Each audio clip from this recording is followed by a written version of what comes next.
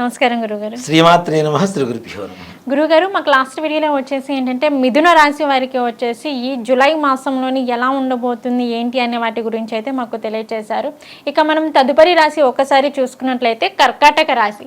మరి ఈ కర్కాటక రాశి వారికి కూడా ఈ మాసంలో అంటే ఈ జూలై మాసంలో వచ్చేసి మనం జాతకం చూసుకున్నట్లయితే గ్రహచారం గోచారం అనేది వేరువేరుగా ఉంటుంది కాబట్టి సో మా వీరికి వచ్చేసి గోచారం ప్రకారం వచ్చేసి ఈ జూలై మాసంలో ఎలా ఉండబోతుంది అంటారు? ముఖ్యంగా అతి జాగ్రత్తగా ఉండవలసినటువంటి రాసుల్లో జూలైలో కర్కాటక రాశి. ఓకే, చాలా జాగ్రత్తగా ఉండాలి. చాలా జాగ్రత్తగా. ఓకే, అష్టమ శని నడుస్తున్న రాశి కూడా వచ్చేసి నడుస్తున్నది. ముఖ్యంగా ఈ కర్కాటక రాశి వారికి ఈ జూలై మాసం అంతా కూడాను అన్ని దుస్సంఘటనలు. వీళ్ళకి సంఘంలో ఉండేటువంటి కీర్తి ప్రతిష్టలు తగ్గిపోవటం. అంటే వీళ్ళ ప్రమేయం ఉన్నా లేకపోయినా ఎదురు వాళ్ళు వీళ్ళ మీద అపవాదులు వేసి వీళ్ళకి సంఘంలో ఉండేటువంటి కీర్తి ప్రతిష్టలకి భంగం వాటిల్లేలా ఉంటుంది. సో వీరిపైన నిందలు ఎక్కువగా ఉండేటువంటి అవకాశం ఉంది. కాబట్టి చాలా జాగ్రత్తగా ఆచితూచి అడుగు వేయటం అనేది సూచించదగినటువంటి విషయం. అలాగే ఎవరితో మంచి మాట్లాడినా వీళ్ళకి రివర్స్లో ప్రవర్తిస్తూ ఉంటారు. అంటే మంచి మాట్లాడిన రామాన్న కూడా అదే తిట్టులాగానే ఇదైపోతూ ఉంటుంది. మంచికి వెళ్ళిన చెడు అవుతుంది కదా. ఏ చిన్న మాట కూడా మాట పట్టింపులు రావటం, దానివల్ల గొడవలు అవ్వటం. అంతేకాకుండా భార్యాభర్తల మధ్యలో విపరీతమైనటువంటి గొడవలు, అంటే కుటుంబపరమైనటువంటి చికాకులు విపరీతమైనటువంటి స్థాయిలో. ఇక్కడ ఏంటి అంటే మౌనేన కలహం నాస్తి, మౌనంగా ఉంటే కలహాలు ఉండవు. అంతే కదా. ఇంట్లో బయటికి ఎంత కష్టపడి వచ్చినా ఏం చేసి వచ్చినా అది ఆడవాళ్ళు కావచ్చు మగవాళ్ళు కావచ్చు ఎవరైనా సరే ఎక్కువగా మాట్లాడుకోకుండా మితంగా మాట్లాడుకుంటే ప్రశాంతమైనటువంటి వాతావరణంతో ముందుకెళ్ళొచ్చు. అదే భర్త ఏదో మాట అన్నాడని భార్య మాట్లాడటం, మరలా భార్య ఏదో మాట అన్నదని చెప్పి భర్త ఏదో మరలా మాట్లాడటం, ఇలా రెచ్చిపోయి మాట్లాడటం వల్ల లేనిపోయిన సమస్యలు తప్పితే కుటుంబంలో విపరీతమైనటువంటి చికాకులు తప్పితే వేరే రకమైనటువంటి ఇది ఉండవు. ముఖ్యంగా సంతాన కారణంగా కూడా వీళ్ళ కీర్తి ప్రతిష్టలకి భంగం వాటిల్లేటువంటి అవకాశం కనబడుతుంది. ఓకే, పిల్లల వల్ల కూడా వీరికి అంతేగా. పిల్లలు వెళ్ళి పలానా చోట ఏదైనా చెడ్డ పని చేసి వస్తే పలానా వాళ్ళ పిల్లలు అంటారు కదా. కాబట్టి ఆ విధంగా కూడా వీళ్ళకి భంగం వాటిల్లేటువంటి అవకాశం ఎక్కువ కనపడుతుంది. శత్రు బాధలు.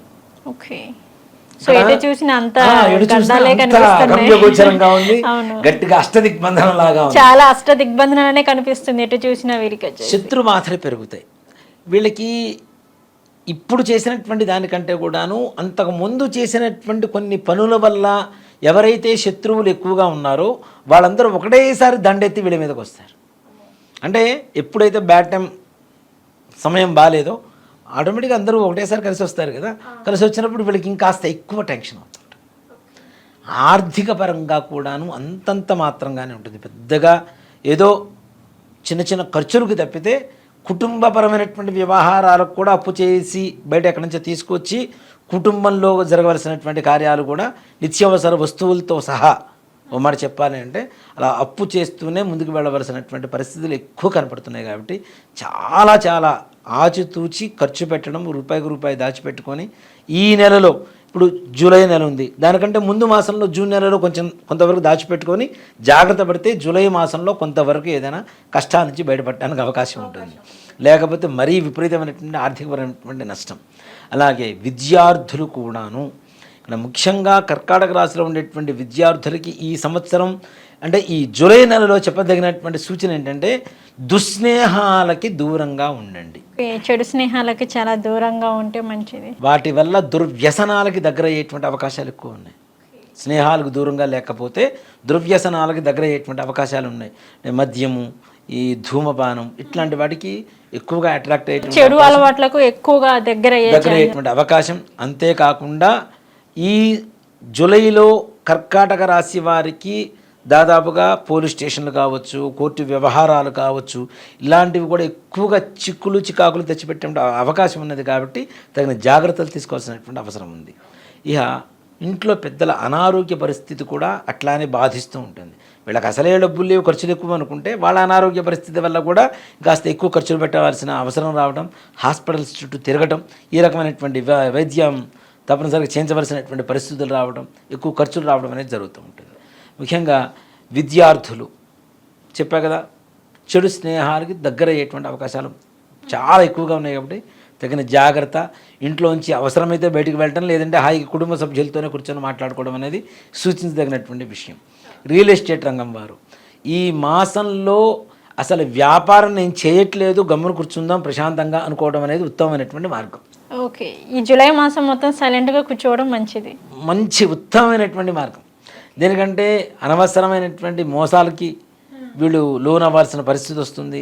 అలాగే వీళ్ళు అనుకునేటువంటి పనులు ముందుకు వెళ్ళకపోగా వీళ్ళకి లేనిపోని మాటలు, వీళ్ళు వ్యాపారం చేయలేకపోతున్నారు, సంఘంలో గౌరవం తగ్గిపోవటం, వీళ్ళు చేయరు, వీళ్ళు నమ్మకస్తులు కాదు అని చెప్పి వీళ్ళ మీద నిందలు ఎక్కువగా రావటం, ఈ రకమైనటువంటి పరిస్థితులు ఎక్కువగా కనబడుతున్నాయి. అలాగే విదేశీ ప్రయాణానికి, అసలు ప్రయాణానికి ఏ రకమైనటువంటి ప్రయత్నం కూడా చేయాల్సిన అవసరం లేదు, వద్దు అనే చెప్తా. ఎందుకంటే చేసిన తర్వాత పనులు అవ్వకపోతే ఎక్కువ నిరుత్సాహపడాలి ఇంకా, కాబట్టి చేయకుండా ఉండడం అనేది ఉత్తమం. ఇక విదేశాల్లో ఉండేటువంటి ఉద్యోగస్తులకి మంచి పర్లేదు అనుకునేటువంటి ఉద్యోగ స్థితిలో ఉంటారు. ఇక స్వదేశంలో ఉండేటువంటి గవర్నమెంట్ ఉద్యోగం కావచ్చు, ప్రభుత్వపరమైనటువంటి ఉద్యోగాలు కావచ్చు, లేదా ప్రైవేట్ పరమైనటువంటి ఉద్యోగాలు కావచ్చు, వాటిల్లో కూడాను ఎక్కువగా ఉన్నతమైనటువంటి అధికారులతో విభేదాలు రావటం, వీళ్ళ ఉద్యోగం ఉంటుందా ఊడిపోతుందా, గట్టిగా తుమ్మితే ఊడిపోయే ముక్కులాగా ఉండేటువంటి పరిస్థితిలో ఉంటుంది. ఇక్కడ ఉండాలా బయటికి వెళ్ళాలా అనేటువంటి అయోమయ స్థితిలో ఉండేటువంటి అవకాశం ఎక్కువ కనపడుతున్నది. కాబట్టి అంటే ఉన్నత అధికారులతో ఎక్కువ వాదించకుండా, వాళ్ళు ఏమన్నా అన్నా సరే మన సమయం బాగాలేదు అని చెప్పి మనం దేవుడికి నమస్కారం చేసుకొని పక్క రావడం అనేది ఉన్నతమైనటువంటి పరిస్థితి. అలాగే వివాహ ప్రయత్నాలు కూడా అంత పెద్దగా సానుకూలంగా ఉండవు. ఈ సమయంలో కర్కాటక రాశి వాళ్ళు వివాహం చేసుకుంటే తప్పనిసరిగా వికలత్ర యోగం, రెండో వివాహ యోగం జరిగేటువంటి అవకాశాలు ఉన్నాయి. కాబట్టి తగిన జాగ్రత్తలు తీసుకోవాల్సిన పరిస్థితి ఉంటుంది. జూలై మాసంలో వివాహాలు అంటే ఇక్కడ ముఖ్యంగా కర్కాటక రాశి వారికి జూలై మాసమంతా కష్టంగా ఇంకా ఏ రాశి వాళ్ళకి కూడా లేదు. ఓకే, ఈ కర్కాటక రాశి వారికి వచ్చేసి జూలై మాసం అత్యంత కష్టతరమైనటువంటి పనులు. విద్యార్థులు పాస్ అవ్వకపోవడం, అలాగే వివాహాలు కుదరకపోవడం, సంతానం విషయంలో కూడా ప్రయత్నించి విఫలం అవ్వటం, వైద్యం తీసుకొని వైద్య సహాయంతో కూడా సంతానం కలుగుతుంది కాబట్టి అట్లాంటి వాటి కూడా విఫలం అవ్వటం, తద్వారా మానసికమైనటువంటి అప్రశాంతత, మానసికమైనటువంటి ప్రశాంతత ఉండదు వీళ్ళకి. ఒత్తిడికి లోనవుతూ ఉంటారు. దానివల్ల ఎక్కువగా ఒత్తిడికి లోనవ్వడం వల్ల, నిరాశకు లోనవ్వడం వల్ల ఇరిటేషన్ వచ్చేసి ఎదుటి వ్యక్తులతో ఎక్కువ గొడవ పట్టడం, శత్రుత్వాలు పెంచుకోవడం ఇలాంటివన్నీ జరుగుతుంటాయి. కాబట్టి తగిన జాగ్రత్తలు మాత్రం చాలా చాలా అవసరం ఈ కర్కాటక రాశి వారికి జూలై నెలలో.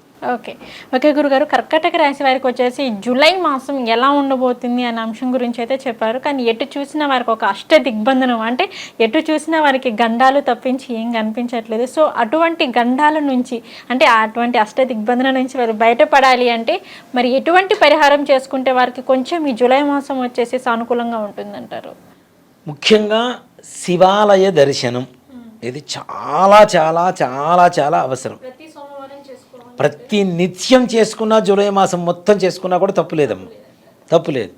ప్రతినిత్యం ఉదయం సాయంకాలం 2 సార్లు, ప్రదోషకాలం ప్రాతకాలం, 2 సమయాల్లో తప్పనిసరిగా శివదర్శనం చేసుకోవడం అనేది ఒకటి. ఈ ప్రదోషకాలంలో మనకి చండీశ్వర ప్రదక్షిణ అని చెప్పి ఒక ప్రదక్షిణ ఉంటుంది, ఒక విధానం ఉంటుంది. శివాలయంలో మనం ధ్వజస్తంభం దగ్గర నుంచి పానవట్టం వరకు, సోమసూత్రం వరకు వెళ్ళి, సోమసూత్రం నుంచి మరలా తిరిగి మన ధ్వజస్తంభం వరకు వస్తే ఒక ప్రదక్షిణ అవుతుంది. అలాంటి ప్రదక్షిణలు రోజు కనీసం ఒక 5 ప్రదక్షిణాలు చేసుకోవడం, తప్పనిసరిగా శివుడికి మారేడు దళాన్ని సమర్పించి స్వామివారికి మన తేనె నివేదన చేయించి దాన్ని ప్రసాదంగా స్వీకరించడం ద్వారా ఈ సమస్యలు అన్నీ కూడాను, అంటే విషపూరితంగా ఉన్నవన్నీ కూడాను తొలగిపోయి తీసుకునేటువంటి తేనె ఎంత తీయగా ఉంటుందో కొంతవరకైనా మన జీవితంలో జూలై మాసంలో కర్కాటక రాశి వారికి శుభ ఫలితాలు మిశ్రమంగా ఉండడానికైనా దోహదపడటానికి అవకాశం ఉంది. ఓకే గురుగారు, కర్కాటక రాశి వారికి వచ్చేసి ఎటు చూసినా గడ్డు కాలమే కనిపిస్తుంది కాబట్టి సో మరి వారు ఆ మాసంలో వచ్చేసి ఎటువంటి పరిహారం చేసుకుంటే బాగుంటుంది అనే అంశం గురించి అయితే మాకు తెలియజేశారు. ధన్యవాదాలు గురుగారు. శ్రీమాత్రే నమః. శ్రీ గురుభ్యో నమః.